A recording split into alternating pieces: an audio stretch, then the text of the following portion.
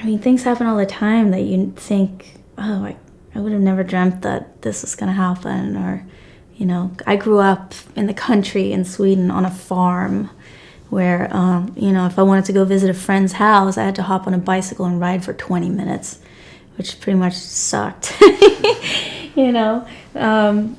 So it was so different. And then moving to New Orleans, it's just been so great because I've had so many great experiences here, and you're so much more closer to the people that you grew up listening to. And, you know, like Alan Toussaint has been in this house recording with me, and that was pretty surreal.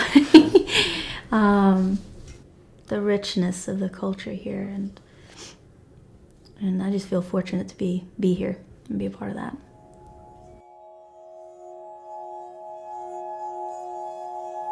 Yes, my name is Theresa Andersson, and you're at my house.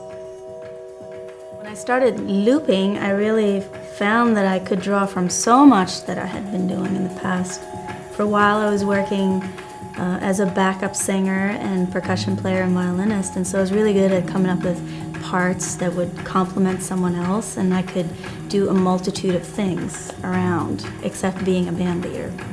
And then I started exploring being a band leader, and eventually when I ended up at the point of doing the looping show, I found that all those things really helped me to be stronger as a performer and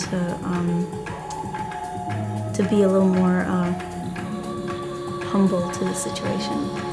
It was actually a very humbling thing that I had to go through.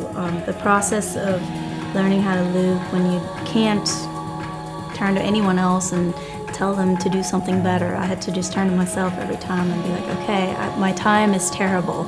I gotta work on this. And so you work on it until your brain and your toes bleed, and then finally you might get it right.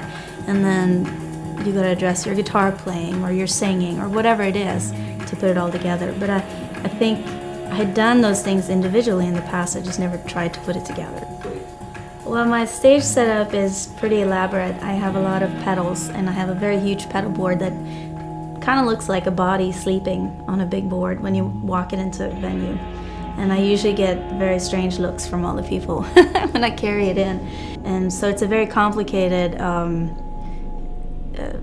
chain of events when I set up a song and I perform a song. A lot of different things that I have to get right. And so all that was a little tricky to figure out in the beginning, and every song is different too. You know, I don't really care. I really don't care about that kind of industry thing, you know. Like, I think when I started doing the one-woman show, I really stopped trying to please the industry standard or whatever that is. You know, people say you have to have good songs, you gotta be able to go on the radio, you know, all these things that you have to have and have to be. I was trying for that for so long, but when I started writing Hummingbird Go and doing the show, I just kind of, you know. But oddly enough, that's what's brought me a bigger audience and more success. And it's been something I did where I was following my heart. And I don't care if it's, you know, considered good or bad. It feels right to me. One thing that just started happening this past year is I've just been touring the right kind of venues, you know, and playing in a theater is something I'd always dreamed of, and I've started doing that. And I played in the Petit Theater in New Orleans, and in Sweden this summer I played, you know, castles and all these crazy cool environments that are not traditional.